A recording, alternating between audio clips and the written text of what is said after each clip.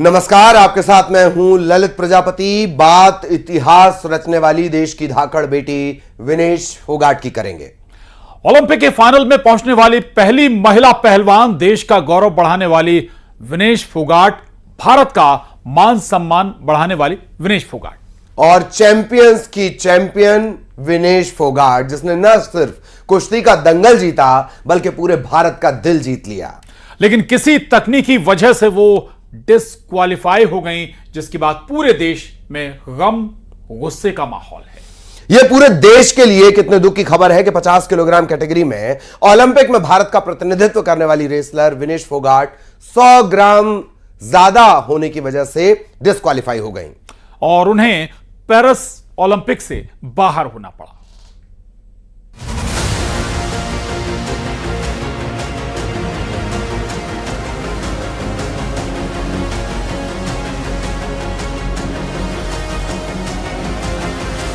महज 100 ग्राम वजन ज्यादा होने की वजह से भारत की पहलवान बेटी को गोल्डन मुकाबले से बाहर होना पड़ा है।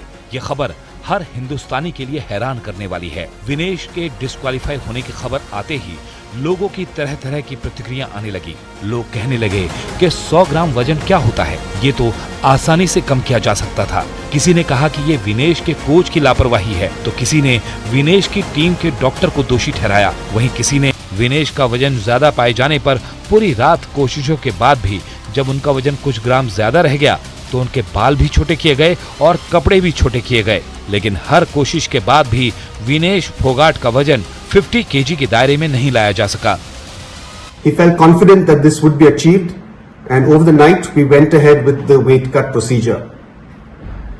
However, in the morning we found that despite all of our efforts, her weight was 100 grams over her 50 kilogram weight category, and hence she was disqualified. We had tried all possible drastic measures throughout the night, including cutting off her hair, shortening her clothes, and despite all of this, we could not make that 50 kg weight category. कल रात में विनेश फोगाट का वजन उनकी तय weight category से 2.7 KG ज्यादा था, जिसे घटाने के लिए विनेश फोगाट के साथ उनकी पूरी टीम ने पूरी रात मेहनत की और सुबह आखिरी मिनट तक कोशिशों के बाद 2.6 केजी वजन कम भी कर लिया। लेकिन 100 ग्राम ज्यादा वजन विनेश फोगाट के गोल्डन गर्ल बनने की राह में अटल रोड़ा बन गया।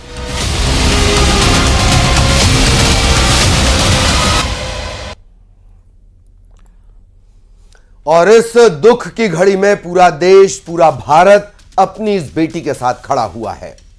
खुद प्रधानमंत्री नरेंद्र मोदी ने भी ट्वीट करके विनेश फोगाट का हौसला बढ़ाया। पीएम मोदी ने विनेश को चैंपियनों का चैंपियन कहते हुए भारत का गौरव और प्रत्येक भारतीय के लिए प्रेरणा बताया।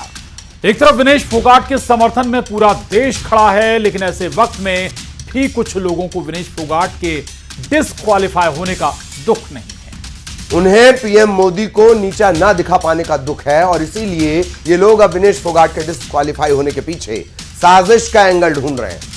कोई इसे इंटरनेशनल साजिश बता रहा है तो कोई मोदी सरकार पर ही आरोप लगा रहा है। आरोप यह कि जानबूझकर विनेश फोगाट को ओलंपिक से डिस्क्वालीफाई करवा दिया गया।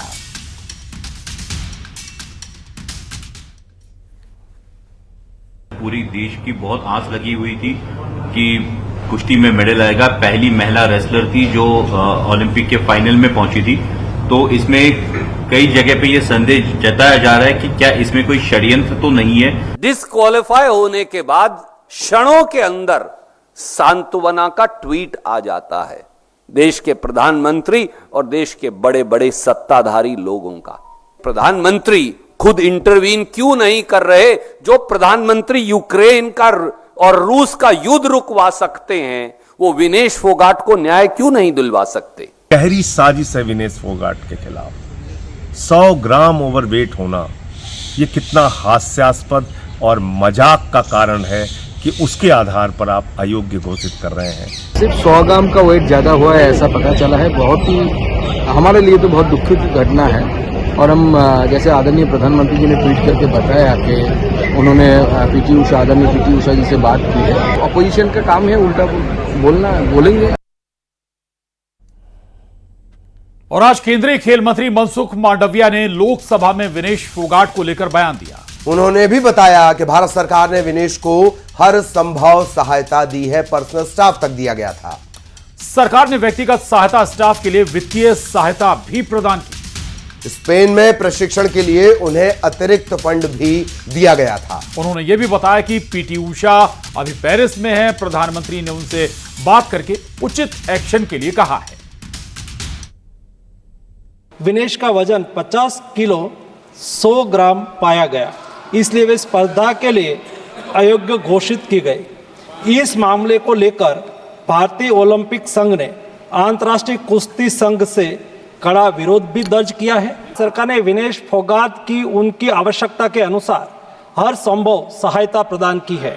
उनके लिए पर्सनल स्टाफ भी नियुक्त किए गए हैं जो अपने क्षेत्र के विशेषज्ञ हैं। पेरिस ओलंपिक चक्र के लिए कुल 70,45,775 की वित्तीय सहायता दी गई है। Vinesh disqualification is very shocking, and I met Vinesh at the Olympic Village Polyclinic a short while ago and assured her complete support of the Indian Olympic Association, Government of India and the whole country. We are providing Vinesh all medical and emotional support. और अब खबर पड़ोस की। बांग्लादेश कट्टरपंथ की भट्टी में जल रहा है। हिंदुओं के घरों, दुकानों पर लगातार हमले हो रहे हैं। इतना ही नहीं, हिंदू महिलाओं का बलात्कार भी हो रहा है। बिल्कुल, हिंदू मंदिर तोड़े जा रहे हैं, जलाए जा रहे हैं। यानी जो स्थिति गजा, सीरिया, अफगानिस्तान और दक्षिण सूडान की है, वैसी ही कमोबेश बांग्लादेश की। भारत सरकार हालात पर बेहद गंभीर है, लेकिन कुछ नेता अपने ही देश को बांग्लादेश वाला श्राप दे रहे हैं। इन सब के बीच यूपी के सीएम योगी आदित्यनाथ ने सनातन धर्म के लिए एकजुट होने को वक्त की जरूरत बताया।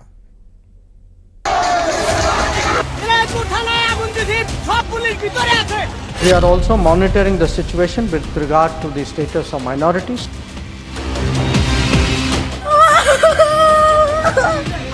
वहाँ पे जो हम लोग की भाई है, हिंदू भाई, बुद्ध भाई जो है, हम लोग के घर में जाके, मंदिर में जाके आग लगा रहे हैं। सनातन धर्म पर आने वाले संकट के लिए फिर से एकजुट होकर के कार्य किए जाने की आवश्यकता है।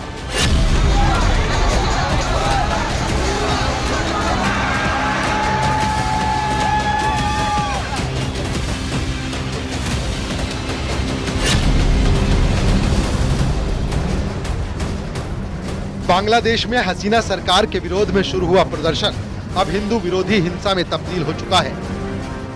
जगह जगह हिंदुओं के घरों को निशाना बनाया जा रहा है, हिंदू मंदिरों में तोड़ फोड़ की जा रही है और इस्लामी कट्टरपंथियों की भीड़ घर में घुसकर हिंदुओं से मार काट कर रही है।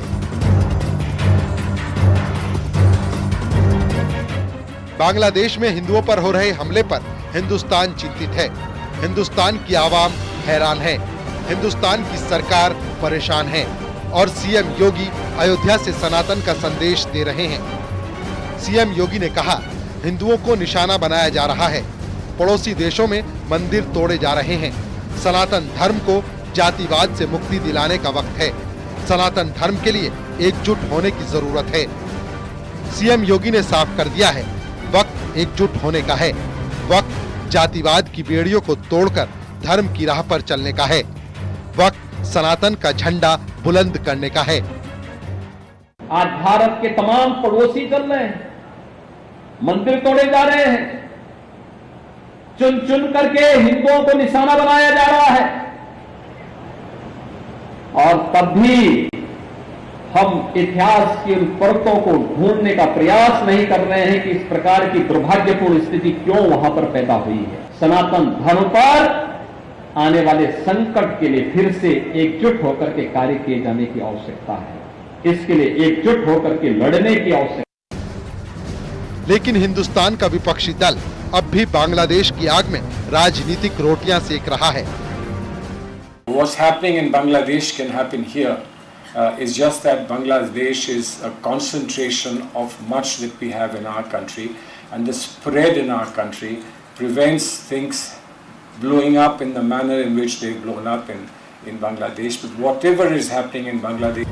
सलमान खुर्शीद के बयान पर बीजेपी नेताओं ने पलटवार किया है। कांग्रेस नेता सलमान खुर्शीद के बयान पर तीखी प्रतिक्रिया देते हुए कहा, ये लोग भारत में लोगों को भड़काने की साजिश कर रहे हैं।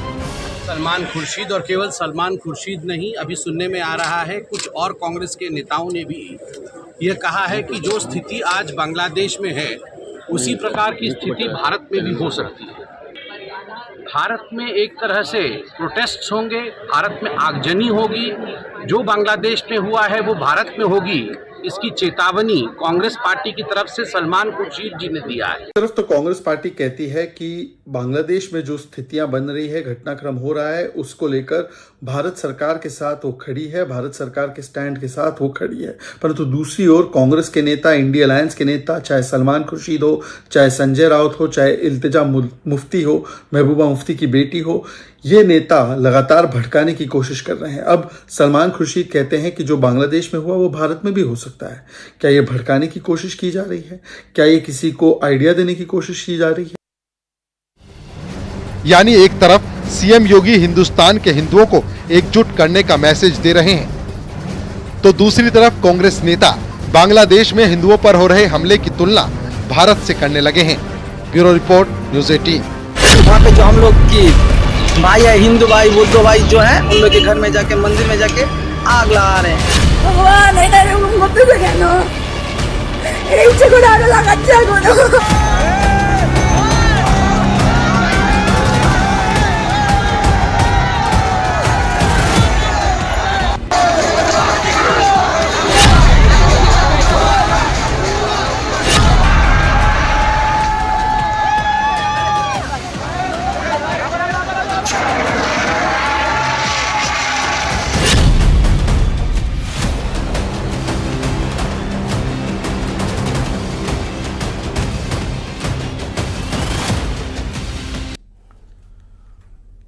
तो बांग्लादेश में हिंसक प्रदर्शन की आग अभी भी जारी है और इन सब के बीच अब आग या कहें आंच भारत तक पहुंच गई है।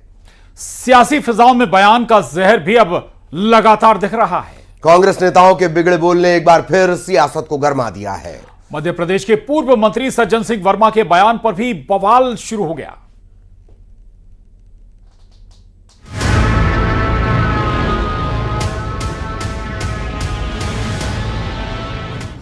बांग्लादेश की आग, भारत में सियासी राग। कांग्रेस के बिगड़े बोल, क्यों बवाल? पहले सलमान, अब सज्जन का बयान। श्रीलंका में जनता प्रधानमंत्री के घर में घुसी, अब बांग्लादेश में घुसी, अब भारत का नंबर है। सियासी तनातनी, देश से क्यों दुश्मनी? कांग्रेस सिर्फ देश में एक अराजकता का माहौल पैदा करने का बात करती है, लोगों को तोड़ने की बात करती है। विवादित बयान, मचा सियासी घमासान। बांग्लादेश में हो रहे हिंसक प्रदर्शन का असर अब भारत पर पहुंच गया है। देश में एक बार फिर कांग्रेस नेताओं के बिगड़े बोल सामने आ रहे हैं।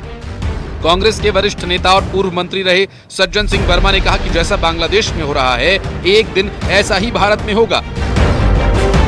बांग्लादेश की सरकार की गलत नीतियों की वजह से कल प्रधानमंत्री आवास में घुस गई, राष्ट्रपति भवन में घुस गई।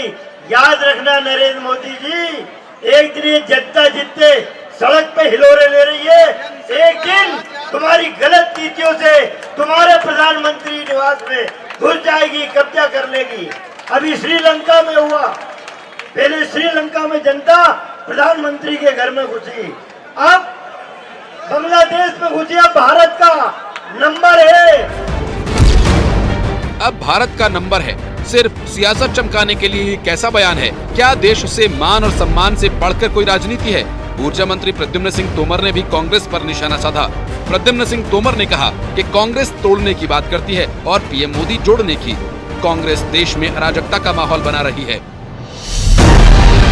कांग्रेस सिर्फ देश में एक अराजकता का माहौल पैदा करने का बात करती है, लोगों को तोड़ने की बात करती है, जबकि देश के यशस्वी प्रधानमंत्री माननीय नरेंद्र मोदी जी जोड़ने की बात करते हैं और उनके उत्थान के लिए काम करते हैं। बांग्लादेश की आग अब भारत तक पहुंच गई है और सियासी पारा भी हाई हो गया। लेकिन सवाल ये कि क्यों देश में रहने वाले देश के खिलाफ खड़े हो रहे हैं? क्या सिर्फ सियासत चमकाने के लिए? Report news 18। और अब बात वक्फ बोर्ड की, जिसमें बड़ा बदलाव करने के लिए मोदी सरकार कल संसद में बिल लेकर आ रही है। लोकसभा में कल सुबह 11 बजे अल्पसंख्यक मामलों के मंत्री किरण रिजिजू बिल पेश करेंगे। नए बिल को लेकर विवाद भी शुरू हो गया है। साथ ही राजनीतिक दलों की भी खेमेबंदी तेज हो गई है। वक्फ बोर्ड के अधिकारों पर कटौती की खबर से मुस्लिम पर्सनल बोर्ड से लेकर विपक्षी पार्टियों में जबरदस्त खलबली है। मुस्लिम बोर्ड कह चुका है कि यह मुसलमानों को परेशान करने की कोशिश है। वहीं समाजवादी पार्टी, कांग्रेस और इंडिया गठबंधन की दूसरी पार्टियां इसे मुख्य मुद्दों से ध्यान भटकाने की कोशिश करार दे रही हैं।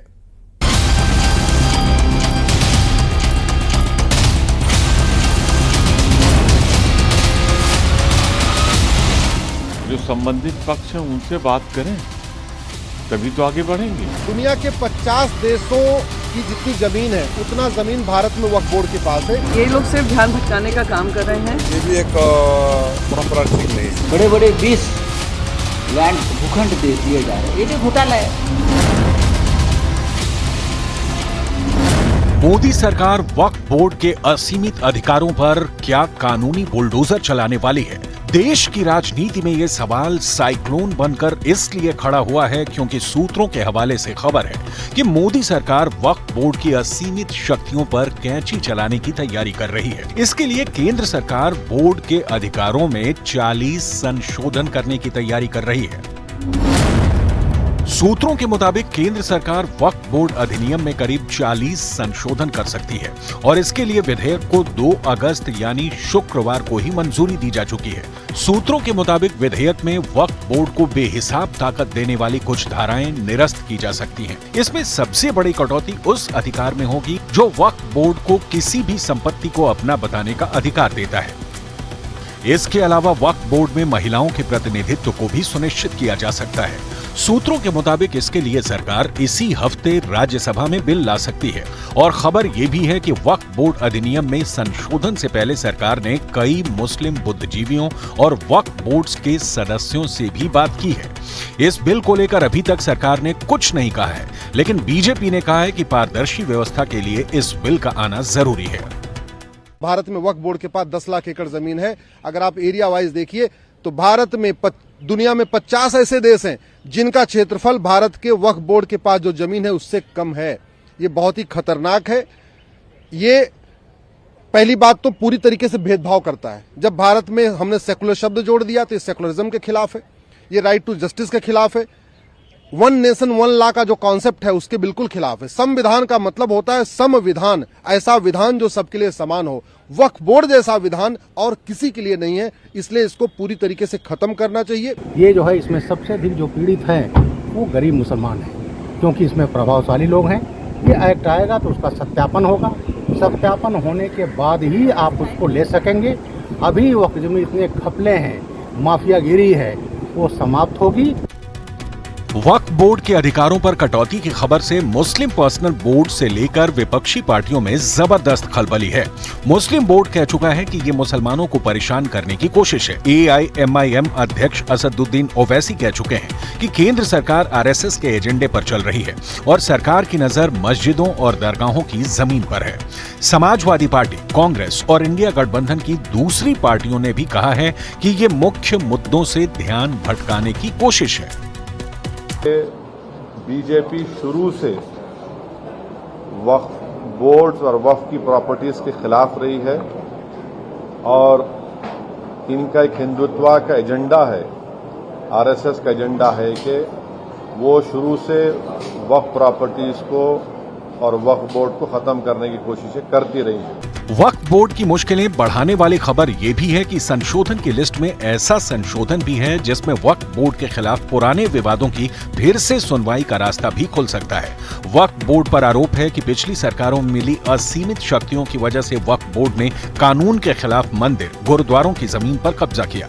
आम आदमियों की जमीन से लेकर गांव की जमीन पर भी वक्फ संपत्ति का बोर्ड लगा दिया। सूत्रों के मुताबिक वक्त की ऐसी ही मनमानियों पर सरकार संशोधन वाला ब्रेक लगाने जा रही है। और अब बात आम की, विपक्ष के साथ पाकिस्तान की मैंगो डिप्लोमेसी। पाक उच्चायोग ने विपक्षी सांसदों को आम भेजे हैं। पाकिस्तान ने विपक्ष के 7 सांसदों को जहां आम का तोहफा भेजा है और बीजेपी ने इसे लेकर विपक्ष पर निशाना साधा है। विपक्ष को पाकिस्तान के आम से प्रेम है, यह कहती है बीजेपी। और यूपी के आम विपक्ष को पसंद नहीं, यह बात भी कही जा रही है। देखिए, जिनका प्रेम जहां पर है वहां से आम आएंगे।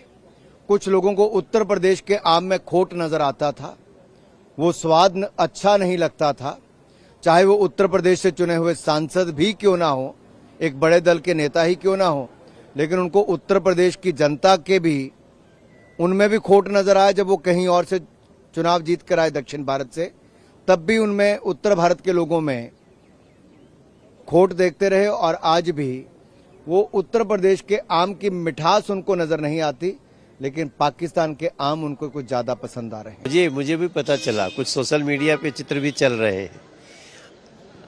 अब देखिए, पाकिस्तान से राहुल गांधी जी सहित और कई और लोगों को आम आए हैं और बड़े चाव से ये लोग खा रहे हैं। लेकिन यहाँ मैं याद करता हूँ, कुछ दिन पहले इन्होंने कहा था कि हमें उत्तर प्रदेश के आम अच्छे नहीं लगते, आम का स्वाद उत्तर प्रदेश का जो होता है उसका अच्छा स्वाद नहीं लगता, लेकिन पाकिस्तान के आम का स्वाद इनको अच्छा लगता है। पाकिस्तान की बातें भी इनको अच्छी लगती है। मतलब हम देख रहे हैं कि पाकिस्तान में बहुत इनके चाहने वाले भी हैं राहुल गांधी जी की।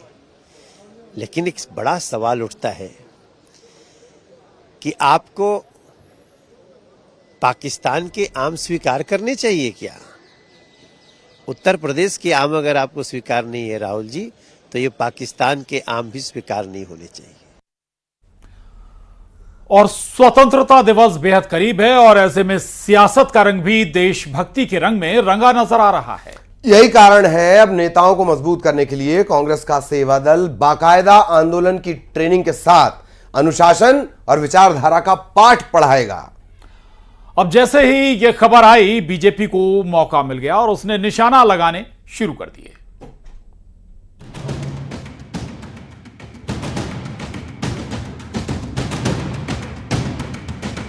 पहले विधानसभा चुनाव और फिर लोकसभा चुनाव, दोनों में ही कांग्रेस के सारे कॉन्फिडेंस की हवा निकल चुकी है। अब ऐसे में कांग्रेस को एक बार फिर से अपने सेवा दल की याद आई है। वही सेवा दल जो कि लंबे समय तक कांग्रेस में ही अप्रासंगिक माना जाता रहा, लेकिन अब सेवा दल के जिम्मे बड़ी जिम्मेदारी आई है। कांग्रेस अपनी जमीन मजबूत करने के लिए ठीक वैसे ही काम करेगी जैसा कि बीजेपी की मजबूती के लिए संघ करता आया है। सेवा दल आने वाले वक्त में कैंप आयोजित कर बड़े से लेकर छोटे नेता तक हर किसी को राष्ट्रवाद, अनुशासन और विचारधारा का पाठ पढ़ाएगा।